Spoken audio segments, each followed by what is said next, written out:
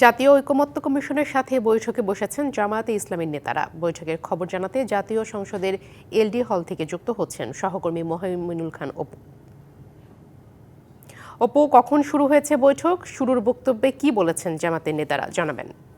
জামাতে ইসলাম এবং জাতীয় ঐক্যমত্য কমিশনের সাথে কিন্তু সকাল 10টা 30 মিনিটে এই বৈঠকটি শুরু হয়েছে। এখন পর্যন্ত বৈঠকটি চলছে। তবে জামায়াত ইসলামের যে 11 সদস্যের প্রতিনিধি দল তারা কিন্তু সকাল 10টায় এলইডি হলে এসে পৌঁছান। পরবর্তীতে ঠিক 10টা 30 মিনিটে এই বৈঠকটি শুরু হয়। RICL TMX, যুগের পর যুগ স্থাপনা থাকে মজবুত।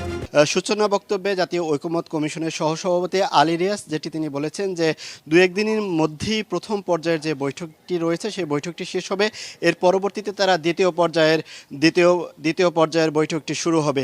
এরপর জামায়াত ইসলামের যে নায়েবে আমির সৈয়দ মোহাম্মদ আবদুল্লাহ তাহের তিনি যেটি বলছেন যে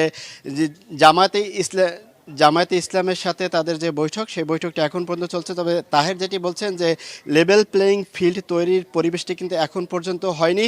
তবে লেভেল প্লেয়িং ফিল্ড তৈরি হলেই কিন্তু নির্বাচনটা দেওয়া উচিত। তবে একটি দলকে অভিযোগ করে যেটি তিনি বলেছেন যে বিভিন্ন স্থানে তারা দখল এবং চাঁদাবাজি করছেন, সেক্ষেত্রে কিন্তু এখন পর্যন্ত লেভেল প্লেয়িং ফিল্ডের যে বিষয়টি সেই বিষয়টি কিন্তু সন্তোষজনক নয়। তবে সরকারকে তারা সব ধরনের সহযোগিতা করবে এই আশ্বাসটি তারা কিন্তু দিয়েছেন।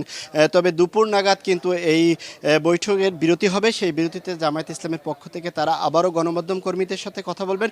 তখন কিন্তু এই বিষয়টিতে বিস্তারিতভাবে জানানো যাবে। অপু, আপনাকে ধন্যবাদ।